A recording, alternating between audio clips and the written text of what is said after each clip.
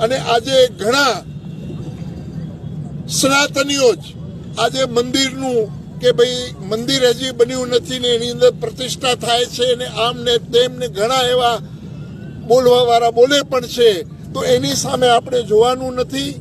આપણે ખાલી ભગવાન રામલલાની મૂર્તિ જ્યારે બેસી જાય મંદિરની અંદર એને જોવાનું છે. અને કોઈ જો કહેતું હોય કે આ પ્રતિષ્ઠા મંદિરની અંદર બન્યા પહેલા પ્રતિષ્ઠા ન થાય તો પ્રભુ તમે સોમનાથ જાઓ.